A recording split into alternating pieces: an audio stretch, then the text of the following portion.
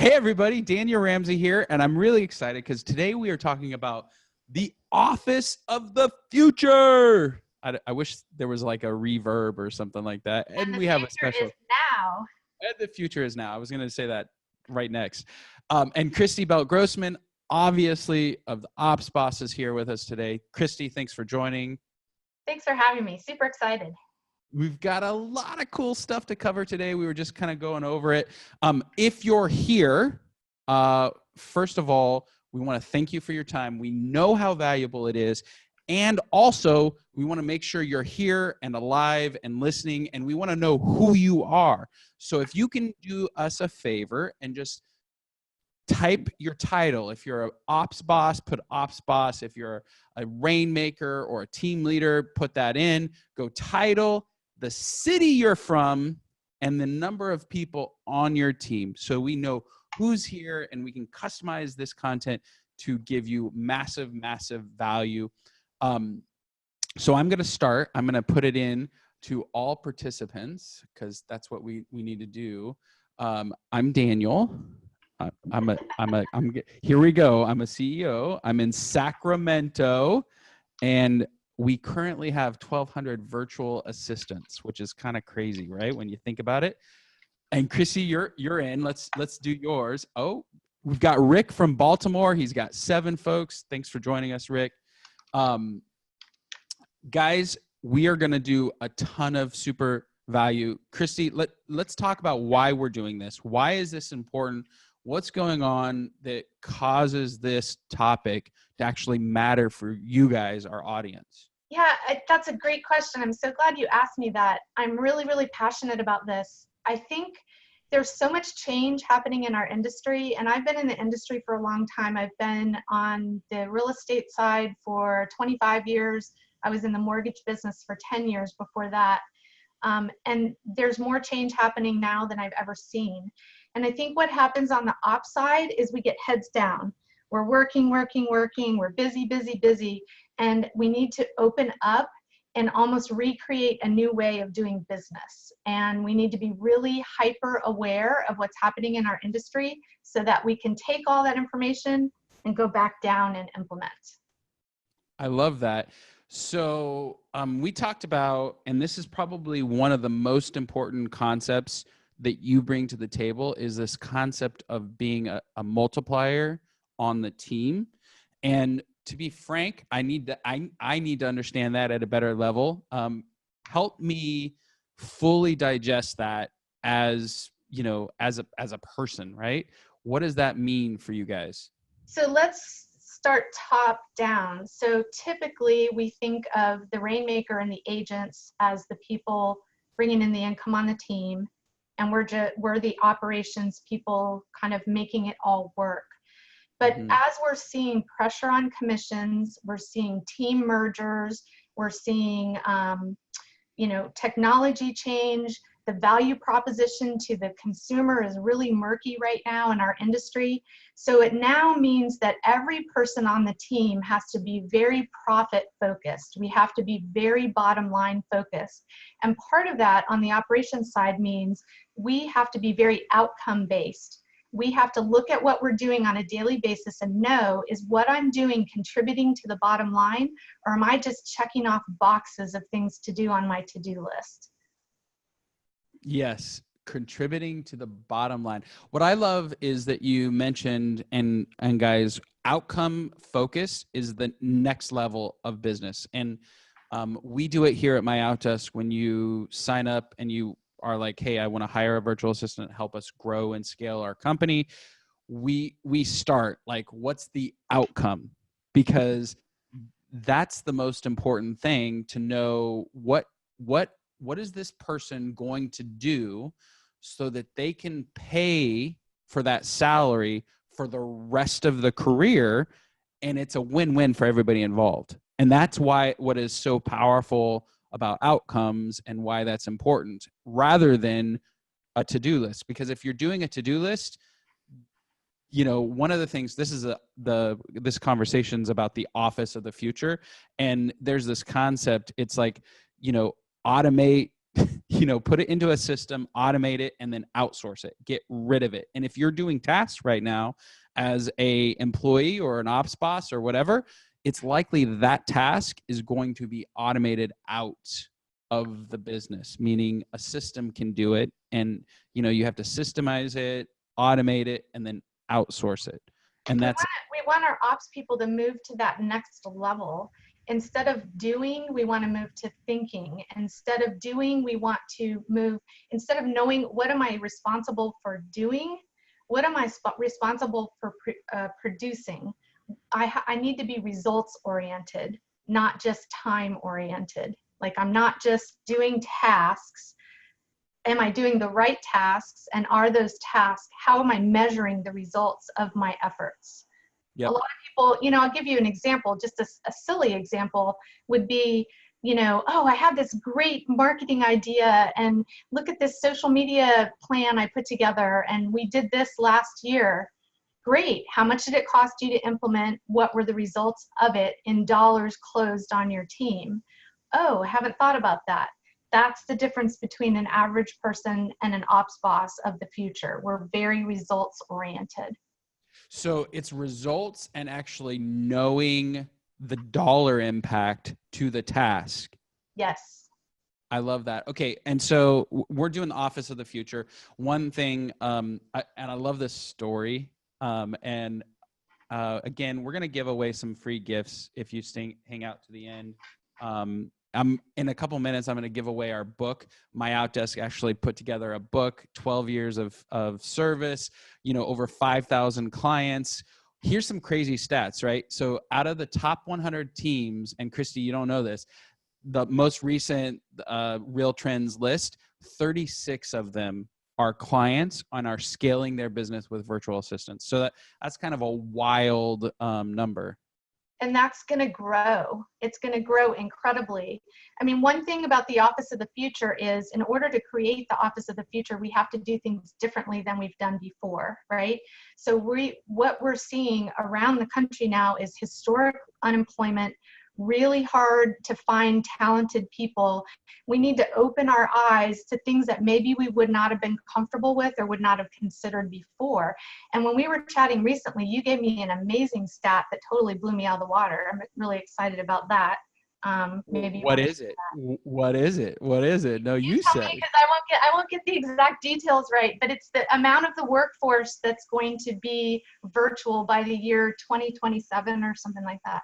Yeah. So there's a bunch of studies out there, and because we're in that world of knowing like how many people are working virtual, but basically the study is by the year 2027, by the end of 2027, more than 50% of the U.S. workforce, will have remote work as part of their real life normal work week. So it may be one day, it may be 2 days, and it might be 100%. The reality is we're meeting right now on Zoom. And if you think about the Office of the Future, some of the top teams around the country, they're not in one office. How do they meet? They meet on Zoom. They meet with doing exactly what we're doing right now. And part of today's share is we're going to show you the systems that we use so that we can manage people around the globe. And I love that, because it takes really different skills to be able to lead a team as an ops boss that's virtual than it does to lead a team that's sitting next to you every morning. So it takes all those same skills plus. So we've got to raise our skill level with technology skills. We've got to get better interpersonal skills. How do we keep our culture on a team that's not physically together? Like, all of those things we have to level up on. And we're going to share those with you today. So absolutely. But first, this is the first actionable kind of thing that you can get. At MyOutDesk, we coined this new concept called compound leverage. Here's the whole concept, right? Albert Einstein said compound interest is the eighth wonder of the world. He's a mathematician. He likes that curve that goes up like that, right? Well, compound leverage is a very similar concept. If you put something into a process, you then properly train on that process, and the employee or the person, virtual assistant, hopefully, then takes that process and implements it and does it, then you get that cumulative time back for the rest of your career. If I can give away 70 or 60% of my workload and I get half of my life back, my work life, I mean, what could you accomplish with that? And so one of the easy tools to do this, and Chrissy, you kind of alluded to this, is you can't think about tasks as just checking a box. And so one of the methodologies here at MyOutDesk that we use is the sticky challenge. And it's really not complicated. It's really super easy. You just take a stack of stickies, whether you're a transaction coordinator, OpsBoss. I do this on a regular basis just to track what I'm actually doing in a week. And I put a sticky note together, and we've got 3 different areas for you guys. If this is one of those, you should write this down, because this tool has changed lives. I say that with all the conviction, because it's changed my life, and our clients tell me that it's changed their life. But if you follow yourself around and am I doing dollar productive work? Dollar productive is talking with clients, getting clients, selling clients, getting referrals, all the stuff that drive revenue. Chrissy, what are you thinking? I was just going to say, so we're talking to ops bosses today, and dollar revenue work for them might be a little bit different. So dollar revenue work might be creating systems that are going to generate revenue, creating systems that are going to take things off your Rainmaker's plate so they can be on appointments, things like that. So you're ahead of me, because Sorry. you're absolutely right. So here's the thing. Yeah, here's the beauty. Here's the beauty. Even if you're an ops boss, and even if you're in the operational side, there are opportunities for you to talk to clients, garnish reviews, referrals. There's just it's the reality of real estate is we're a belly to belly sport. I always say that. Human to human communication, connection, that's all that matters. So that's dollar productive stuff. But on the non-dollar productive stuff, there's building systems and process. I call that legacy. Christy, you probably call it something different. But when you're creating a system that adds leverage to the business, we coin that as legacy productive activity. So you're following dollar productive, then legacy productive stuff. And then below that is all the non-dollar productive, non-legacy tasks. It's your checklist and everything. So if you follow yourself around and you write down, I did legacy productive stuff, I did it for 2 hours, and then you put a sticky on the wall and you say, let's say it's a marketing task or an ops task or financial task or whatever it is, then you can start to see what your week is actually looking like and what you're actually spending your time doing. This is a time task analysis. Christy, does any of this make sense? It makes complete sense, because I think as we move into the office of the future, we have to be more and more cognizant of is my time being spent on the highest and best use for my skills? And we want to ask that for each person on the team, highest and best use of my skills.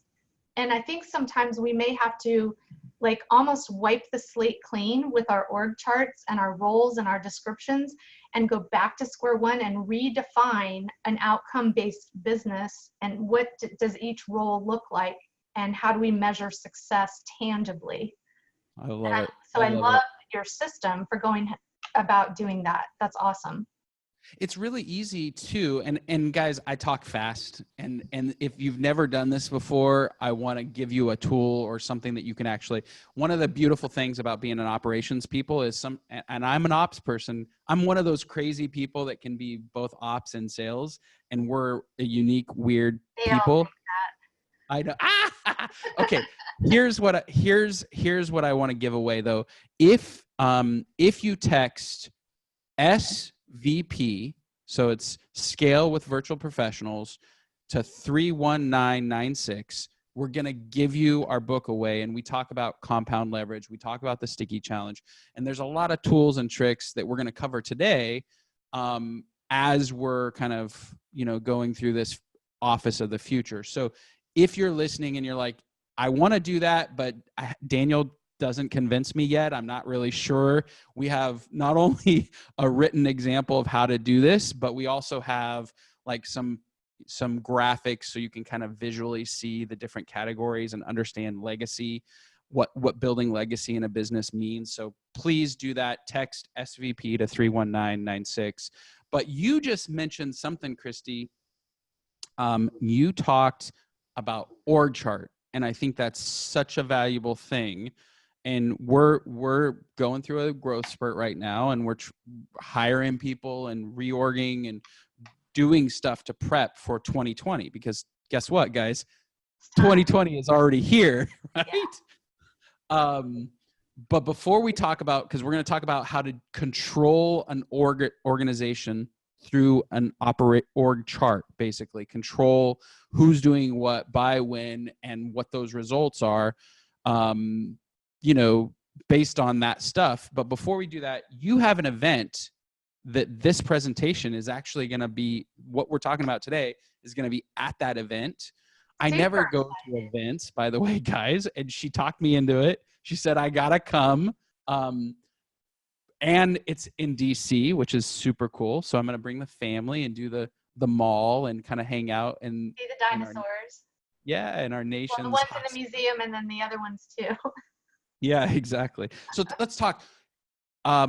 We want you guys at this event because it's lonely as an ops boss, and it's lonely.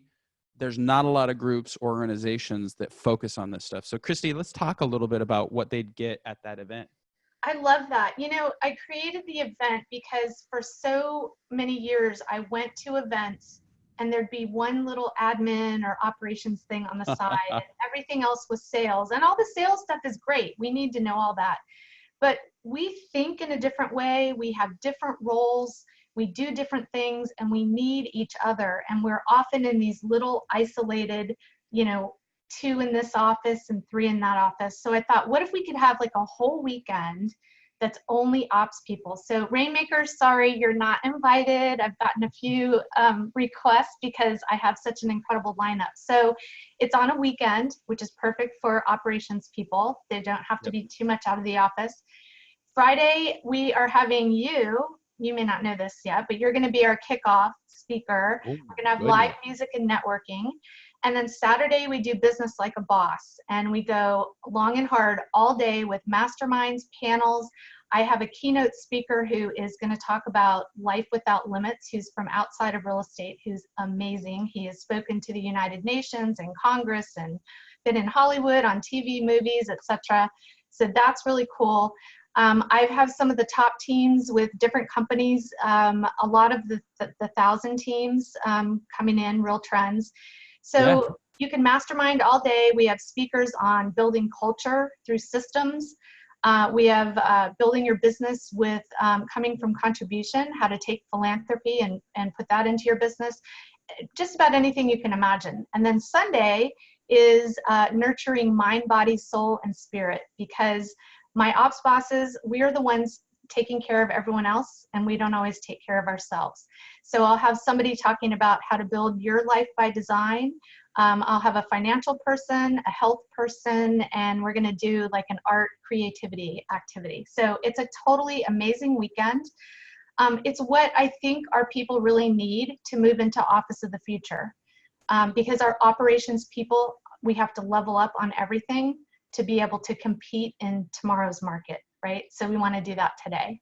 Well, and what's important about us, efficiency is such a big deal for the ops people. Like, revenue is measured by how much resources can we shrink, and then how much value can we add to the business.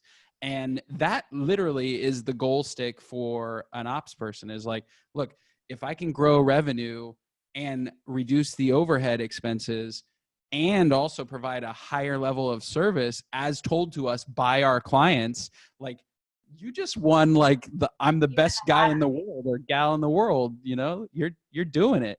Totally. I have, but before we move on to the next one, I was just going to say, one of the speakers, we were talking about the trends that are happening for the future, right? And so one of them is teams are merging. And it's not just small teams. Big teams are merging and almost becoming brokerages, right? So one of the speakers who's there just merged two of the top Keller Williams, Gary Keller mastermind teams into a giant team. And she's going to talk about how to create systems, because we kind of skip that point sometimes. We just go right to the end like, oh, we're just going to do this, but we don't know how to actually create a system. So that'll be a cool thing that we're going to do. We're going to talk a little bit about that today too, because to be honest, creating a system, we have people calling in, lots of OpsBoss, lots of rainmakers, other folks call in, and they're like, well, we don't have any training around that. So how are we going to hire somebody? And there's a really easy way to do it. So we're going to nail on that real quick. And guys, we've got a ton of folks here. Lenny, Christy, we've got a client care manager, Jesse, Brenda, Emily. Guys, this is meant to be interactive. So we're going to talk through, and we're getting into the meat and potatoes part of the presentation, where we're going to actually start adding value and giving you some examples. And Christy and I are just going to kind of talk about them, because if, we've got Rich Lucas, he's got a team of 11. Imagine, Rich, if you had to put 2 more zeros behind that team member, what systems would you have in place? What process would you create? How would you control culture? So that's what we're going to dive into right now. And if one of the cool things too is, if you're downloading that book, Chrissy's giving us an opportunity to give you $200 off that the conference in October. So definitely download it. One of our team members is going to reach out. We're going to provide you guys value, and also give you an opportunity to be part of this event at a substantial discount. Okay, so and you guys. Let's talk. How does somebody build, in the OpsBoss world, how does somebody build process for a team? And then I'm going to share how we do it because virtual is different than somebody physically. So the office of the future is obviously a blended one, where your people in the office are leadership, managers, some virtual assistants that are helping, and salespeople, right? Most people in the office should be client focused and driving revenue. But how do you build systems and process, Christy, for, how are you seeing it at a high level? So I like to step back and think big picture. And this is actually a system one of my coaches taught me. And nice. I literally called her yesterday and said, okay, I'm working on a system. I need you to walk me through this again, literally. Because the first step is the hardest step. The first step is defining your purpose. What is the purpose of the system? So I think lots of times we have like 5 purposes, right? I'm going to do a client event. I want to add value. I want to appreciate my clients. I want to stay top of mind. Like, you can have all these different purposes, but what is the primary purpose? Because the primary purpose is going to dictate how and what you do. So if the primary purpose is to appreciate them, you might do a free movie event. But if your primary purpose is to get referrals or reviews, you need to have that belly-to-belly conversation time. So you might have some sort of party where you're going to interact with them, as opposed to just sitting and watching a movie, right? So purpose would be one. Second thing is set your outcome vision. How do I know that I won? How do I know at the end I can go, yes, we nailed this system? And really define that. Like, I know because referrals are like piling into my inbox faster than I can hand them out to my team. Right. So that's how I won. And then you're going to brainstorm. And I would bring anyone into that brainstorm, whether you're virtual or in the office, who has input into that system. So that might include your salespeople, might include your virtuals, whoever it is. And the object of the brainstorm is there's no bad ideas. It's quantity, not quality. So you want to get as many ideas on the table as possible. And then you want to choose the best ideas and organize them and assign next steps. Who's doing what and when. And then at the end, I want to say, is it duplicatable? meaning can anyone do this system? And is it scalable? If I have 5 agents, will it work with 55? Will it work for 555? If I do all those steps, now I've got a system. I love that. So at MyOutDesk, we would add that brainstorming session should be on camera like this. Also should be, I'm going to just share screens, guys, and watch out because so I don't know if you guys can see this. Christy, maybe you can, but I'm going to do a big circle here. When you do stuff virtually and you have a blended model, one of my favorite things is recording them on a Zoom like this, and also having an organizational system so that all of your leadership meetings, all of your brainstorming meetings, all of your topics are very easily referenceable. So after you get your steps done and you do, okay, these are the 72 steps in order to pull off a wonderful referral event, then you go through that list and then you actually record yourself doing those steps. So any system, and here's my world, any system that requires you as the ops person or rainmaker to do is a broken system. If you can't delegate it, it's not worth doing. And I'm really, I think that's the most important thing, because if it needs you, and here's an example, Steve Murray, Chrissy, you know him, we talk with him. I love this guy. He does the real trends stuff. He's got all the data. He's done 700 valuations of real estate brokerages, teams, 736. I just remember numbers. Here's what's crazy about it. Every single valuation that he's done, when they have a system and a process in place and the rainmaker and the ops leader aren't the key person, meaning they're not the glue that's holding the entire thing together, he consistently reports higher multiples, more value, easier sell, happier sellers, happier buyers. And so once you have your list of 72 things, you've got to record your screen just like this, doing those steps. Okay, yeah. We've got some people here. Les McGee says, I'm a fan of both y'all. Great. He wants to hear more about the event. So that's awesome. So if you have questions, please submit the questions. We're super opening, but I want to keep going because what we've got is another kind of tool to give away. It's called Play, Pause, Do. And it's kind of like I like simple, silly solutions, right? Sticky challenge, play, pause, do, compound leverage. These are all fun things that you, as a team, you can start doing. So if one of my tasks for a referral thing is to create the invite to the event, right? Well, how do you do that? What's the system that you're using it for? You've got it on the list, create invite for the system in this particular IT thing, right? Well, that's probably the wrong way to do a system or a process. The right way is to actually pull it up on your screen and do a screen share, actually doing the task. So what screen share program do you guys use? Because people ask that all the time. Yeah, there's a lot of options out there. We're on Zoom right now, which is a beautiful system. I love it. But if you want to do it on a budget, Google Hangout is a free thing, and then you just need a screen recording software. We like Camtasia. There's a bunch of options out there. Screencast-O-Matic is a really inexpensive one. And inside that system, you can then have a organizational kind of framework where you can always access those screen recordings, So I don't know. What were we going to say? No, that was it. I know how my ops bosses think. You talk about something, they want to know the tool. Yes. Well, here's the thing. The tool, free Google, screen share on a Mac, or you can pay for it, Zoom, where you can have participants and interaction.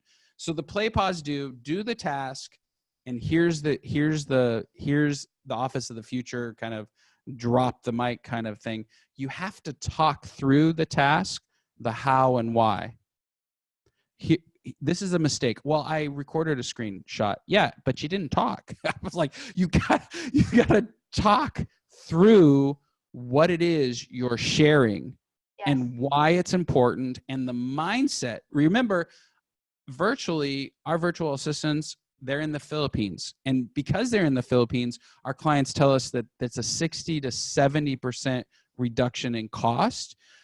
But that means you need to share with them why people in Minnesota, for instance, would come to a referral party and what value they would give. And you've got to talk through the why and the what around I think all of that. that's true regardless of whether it's virtual or not. I mean, our workforce, it used to be, oh, I only want to hire people with real estate experience. That's not the office of tomorrow. You're going to be hiring people all over the world with all different experiences, whether they're sitting in the town next to you or the country across the globe. You still need to tell why.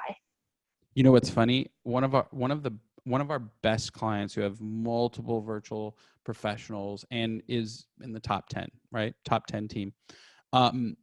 They purposely don't hire real estate professionals. They don't hire people. They hire professionals, right? They hire people with the skill set for the position that they actually need. Okay, so we're going to talk org chart now because we just talked process. Yeah, and I think that's the next step. So play, pause, do, massive game changer for folks for documenting your systems and processes. Follow Christy's framework for doing that, and then do the task with the how and the what and the why and the where. And once you've got that documented, then delegate it down. So build a process, automate it, and then delegate it. That's the kind of future kind of mindset. Yep. I think I'm going to share our org chart. What are you going to say? That's exactly where I was going. Okay. So this is crazy. Again, being very open with you guys on my business and how it runs. And I think that's the best way to share. Because another thing that I hate about folks is they talk like they are doing it and you're not really certain. So I wanted to just show you. And right now I'm sharing with you guys our hiring, who we're planning on hiring for the next 18 months, because we're in the middle of the year. Next year is 2020. And what's important is, and Christy, you and I talked about this, is controlling your organization through your org chart. So hit me with the why that's important. Well, one of the things that you talked about when we were talking before was about outcome, that I thought you had said you had tied in outcome to your org chart, because we think about an org chart typically as titles. That's right. But you also talked about skills and outcome as part of your org chart. And I thought that was really important.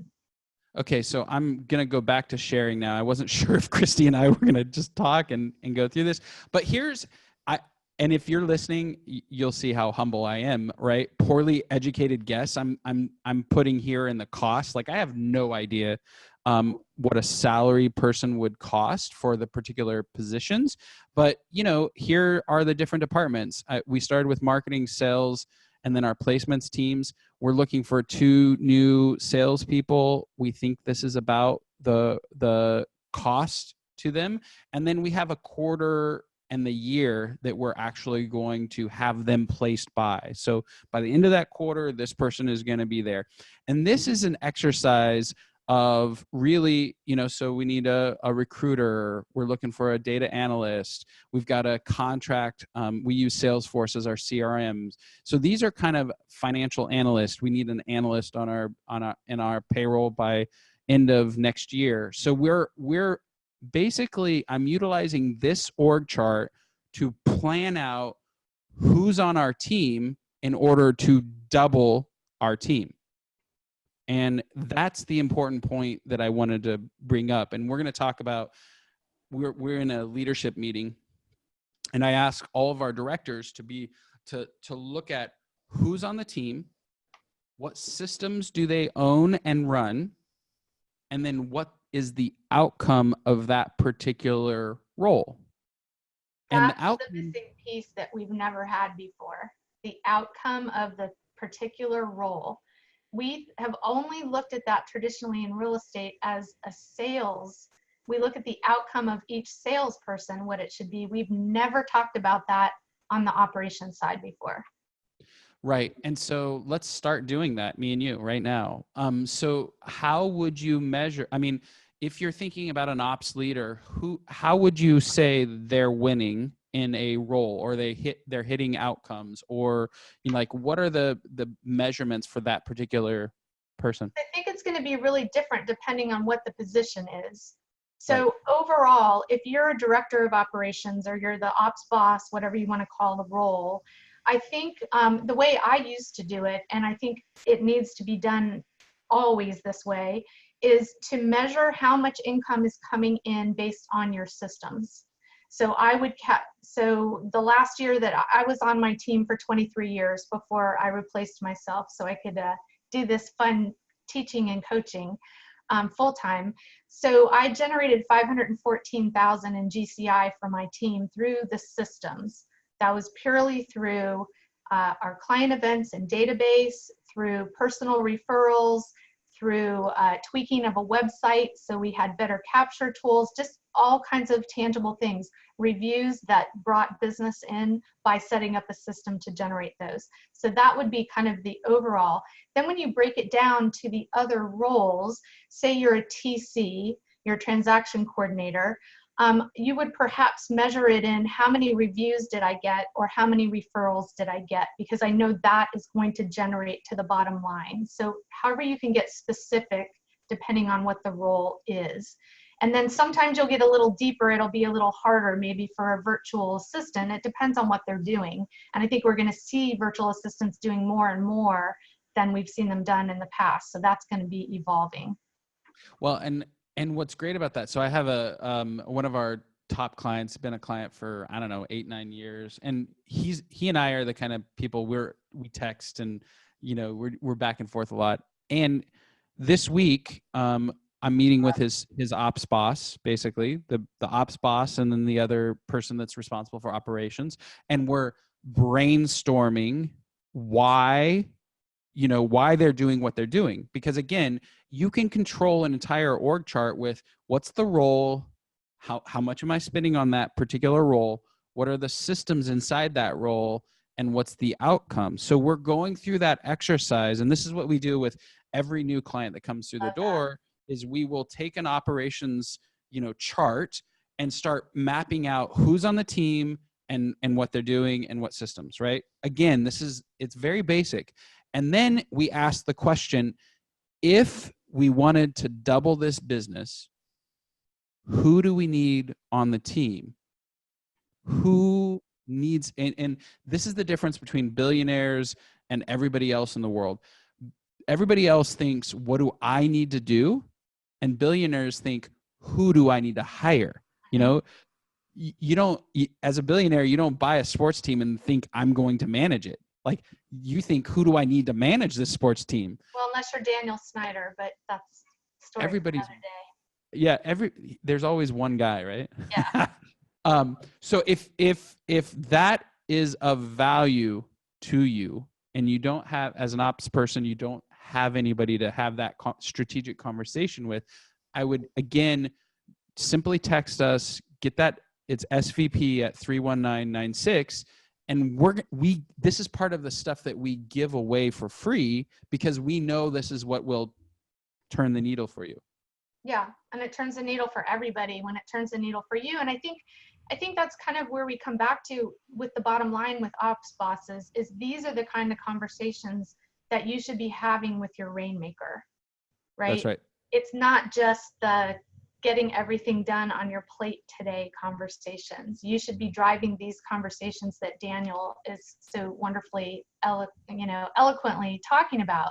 No. But it's really important because our businesses are just changing so much. We can't just keep doing the same thing we've always been doing the roles the same way. The roles are changing, what your responsibilities are changing, and we have to go higher level and then delegate, automate, artificial intelligence, whatever, for those other things, so that we can spend time on thinking and people, right? Thinking and people. Forgetting our people, our clients, and our team is also our clients. That's what we need to be spending our time on, not on checking things off a checklist. Those things need to be done, but we don't need to be doing them. I love it.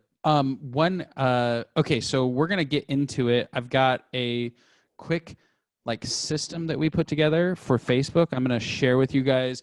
When you're running a virtual office, there's a couple really important, game-changing things. And as these large teams, and Christy, people are having teams all over the state in multiple different states. How do you create culture, and how do you create a process that everybody can buy into?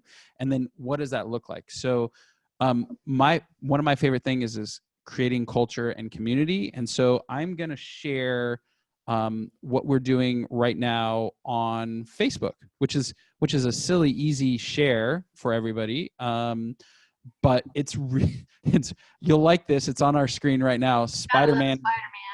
Yeah, he's working from home. So this is the Mod Virtual Professionals group. And again, I lost it. Uh-oh. I think I just lost it. Can you believe that? Here it is. It's back again. So this is just an example of how we as a company are, one of our VPs made this up, right? And we're putting in place another kind of upgrade into our process, because here's an example. Attention, only positive attitudes allowed in this area. Great post, great intention, and then here I just wanted to share how lucky I am to have a client. Bentley is an awesome person, and he sent her a gift for a birthday, right? And this is Nolly Williams. He's posted in here. He's one of our guys. Firepoint, got this in the mail from my client. So very cool, very, very different kinds of posts throughout the system. And we just pulled up this easy to use, and I'm pulling up, this is how easy it can be to build community as well as a system and a process for you and for your team. And this is the office of the future. So, I wanted to create a way for our Facebook groups to actually kind of sort what people are doing. And so now inside Facebook, in our community group for virtual professionals, we have these different hashtags, right? Tons of ways to communicate in the world. But this organizes different posts into different categories so that we can then organize those categories and send it out in our newsletter to our people, congratulating people for client accommodations, congratulating people for annual birthdays or modversaries, like we like to call them, when they we had somebody today turn 7 years old at Mod, which is a huge deal. Wow, that's awesome. Yeah, and she's an ops person for us, and she does a great job. So this is an example of a very simple system and process. Just wrote it up in a Word document, handed it to the ops person. The ops person is going to put it into a system. She's going to give that responsibility of moderating it so that in the group, only those tags are done, and we can edit or pause a post or whatever. But this is how easy it can be to actually create. I love it because we're deluged. I never say that word right. Deluged or deluged, whatever. We're overwhelmed with so much information, and that's such a simple way to cull it down to what do I need to see or know when I'm looking through that group. And you can use it in your client groups too. A lot of people have client groups that they monitor or community groups that they monitor. So super great. And I love that, because that's a job that we do for a lot of our clients, is monitoring or managing the community groups. So being a local celebrity for your company requires a lot of hand holding, a lot of editing a video, a lot of posting. Here's all the events, and here's everything that's happening, and monitoring. And the more engagement that you're creating inside of your community, the more likely that you stay top of mind and you're generating referrals. So yeah, I didn't know you guys did that. That's awesome. We do all kinds of crazy things. Well, tell me that. Can I just, that's sort of like a side note, like Office of the Future, to me, we're going to be using virtual assistants. I don't even like the word virtual assistant. Can we just change that? Well, I like you call it virtual professionals. That's better. But we're using virtual team members to do things that we're not using them for now or may not be thinking of now? Like what kind of things 5 years from now, what are we using virtual professionals for in real estate that we're not using them today? I'm going to break down our major categories real quick for the audience so they're clear about how we would actually help an OpsBoss or somebody in that space of leading the operations. One thing, we definitely have transaction coordinators. We have listing coordinators. If you have a system, for instance, like Brivity or listings to leads, or any kind of a listing management, you've got Skyslope, Loop, all of the different transaction and listing coordination platforms. If there is a system, our people can run it. And you're right when you say virtual professionals. I met a guy, his name was David. He has a computer science degree. He spent 10 years working as a tech person for like a online technical support person, right? He has not a black belt, but Six Sigma. He has a yellow belt in building systems and processes.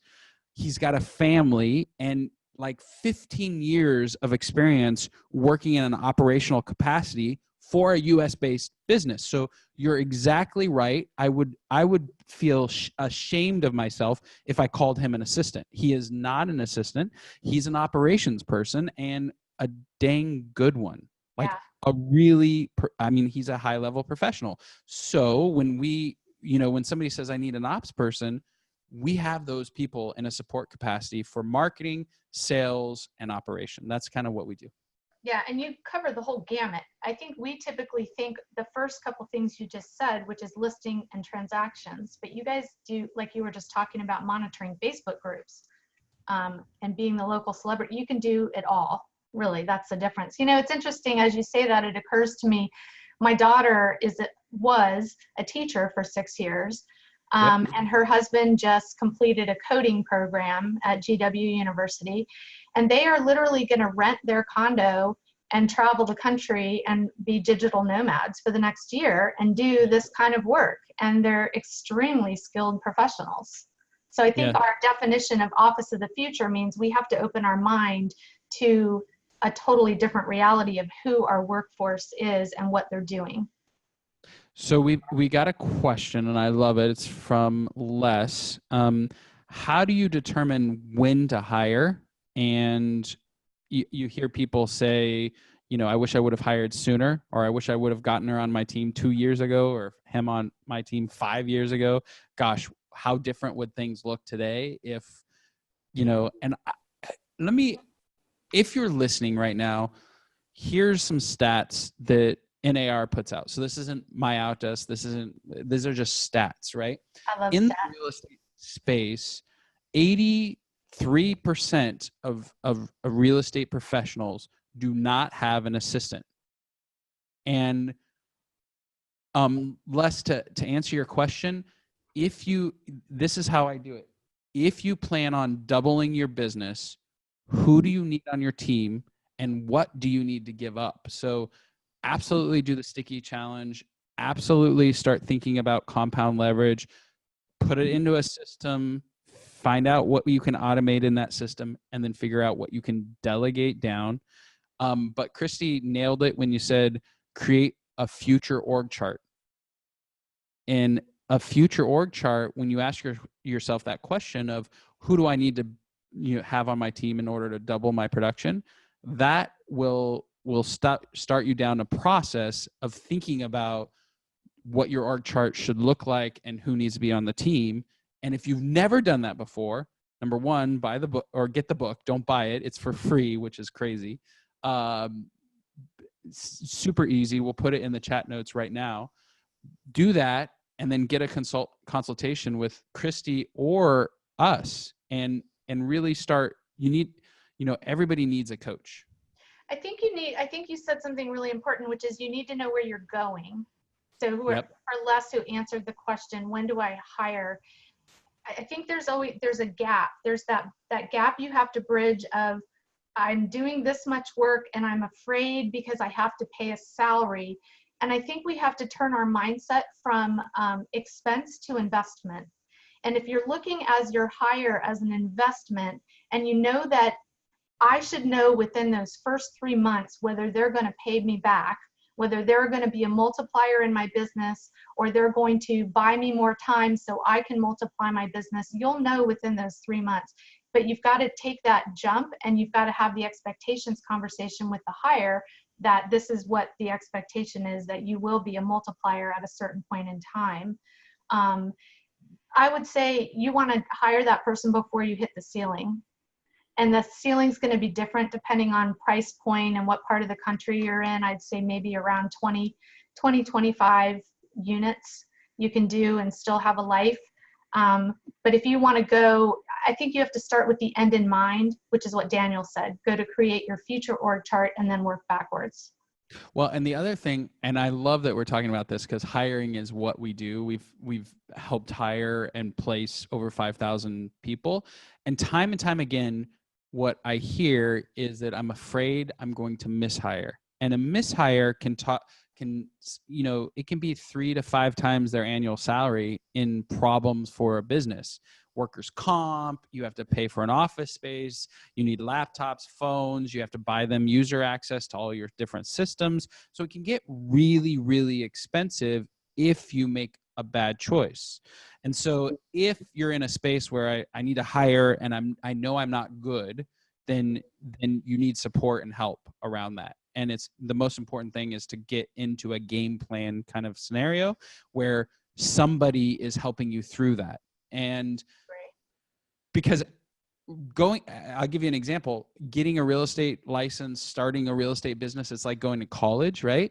But then hiring a team member and growing a team is like, it's like going to college and getting a bachelor, getting a master's and a doctorate all at once. Cause people don't follow bad leaders. So it's a completely different skill set to lead somebody as compared to sell real estate.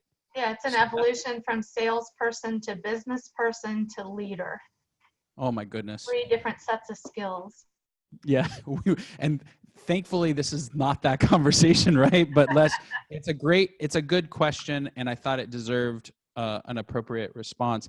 Guys, we only have a couple minutes left. Right now is the time to ask questions. I'm going to share a couple other like game changer stuff for the Office of the Future, Build It Like a Boss. That's what this program is. I want to share how we manage tasks real quick because I think I love this. That's a really important thing. And then I'm going to do real quick. And again, we're giving you guys an insider view. This is the only way I know how to do it. I don't like talking about theoretical stuff. I like talking about what we're actually doing. So you can kind of see we use Monday as a task management platform. So these are all folks in our marketing and or sales group. And here's 10 tips to convert leads to commissions, right? And this is an article that MyOutDesk is putting out there. So here's the actual stuff. And then here's the link where we actually put them, in LinkedIn and Medium and all the different places to go through. So if you look at this, we've got a lot of different things going on as a company. Here's all the blogs and news stories that we've got going up. So these are our topics for 2019 forecast. These are all the things that we are doing in order. Here's all the stuff that's got posted. I don't know if you know LP Mama, but it's a great kind of framework script, one of my favorites. And so you can kind of see how we're keeping track of all of the moving parts that is, this is our marketing and sales board.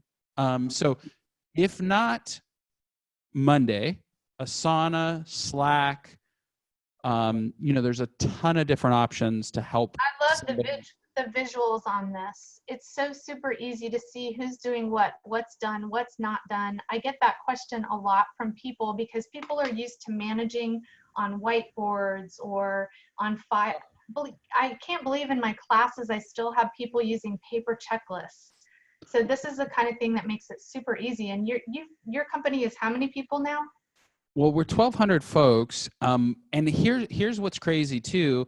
And because this is the OpsBoss world, I want to make sure that we're being very consistent with, how we're doing it. So there's people who contribute. We have a designer who's doing the design.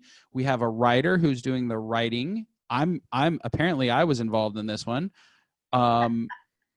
And so all the communication for this one particular task is in one spot, and all the people who need to be informed are there, who do the work and who are contributors to the work, as well as the responsible party is there. And so this is the way that you can run an office with dispersed teams. Delegation becomes easy.